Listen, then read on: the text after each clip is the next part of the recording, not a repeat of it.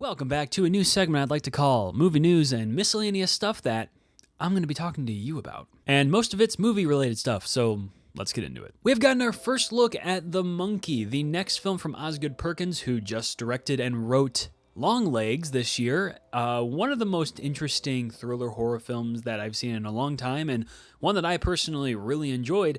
And this new movie's based on the Stephen King novel by the same name, The Monkey. The Monkey follows twin brothers who come across this toy monkey from their father up in an attic and soon discover that a bunch of murders start to happen all around them. I remember reading the short story back in high school, and it was a pretty freaky short story. I never thought that it was going to be made into a movie, but here we are.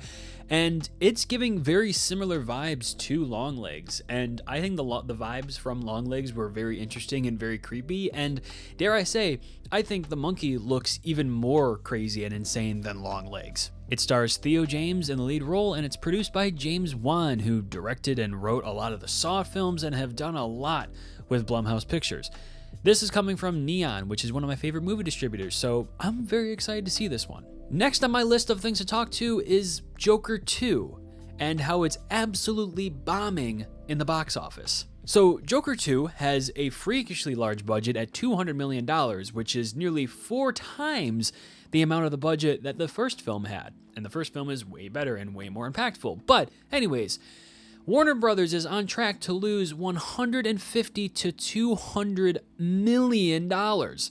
That's absolutely insane. For those who don't know how the numbers work in the box office so that the company makes a profit, basically, for example, if you have a film that's like Joker 2, $200 million, to break even, you need to make $400 million. They aren't even close to making $200 million, so they are in the shitter, which, is very interesting because the first Joker film made over $1 billion and broke one of the biggest records in film history, becoming the first R-rated film to make $1 billion and also be one of the highest grossing films of all time. And then Joker 2 comes in and literally makes nothing.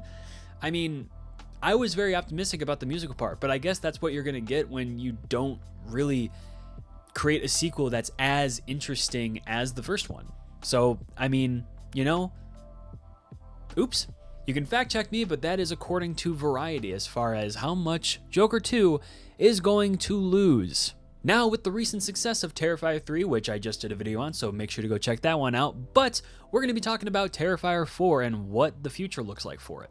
And will it be the end of this insanely gruesome franchise? According to Variety, Damien Leone said that he doesn't see it going past at least 1 or 2 more movies. And he does believe that the Terrifier saga will come to an end, despite how absolutely insane it's doing at the box office. And the only other thing that he could say about that is that he knows how it's going to end, and it's going to end epically. And as of recording this video today, but you're going to be seeing it Friday, so it's a little bit old news now, but we got our first look at Superman and Krypto. James Gunn released a picture on his Instagram showing off Krypto and Superman, 2 really famous characters from the comics. Krypto was actually in another movie, DC League of Super Pets, in which it was played by Dwayne Johnson.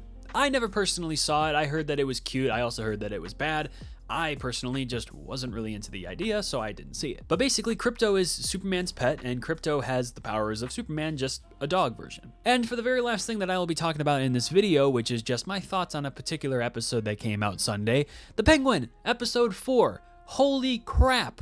We gotta talk about this. So, The Penguin episode 4 was Sophia Falcone's backstory. We got to see what her time was like in Arkham Asylum, and it was honestly pretty creepy. Way creepier than I thought it was going to be, and I loved the direction that it was going in. Now, I'm not going to get into spoiler territory on the episode, but it was an absolutely incredible episode with some of the best acting of the series so far, and I really think that Christine Milioti is going to get that Emmy nomination. She is fantastic in this show.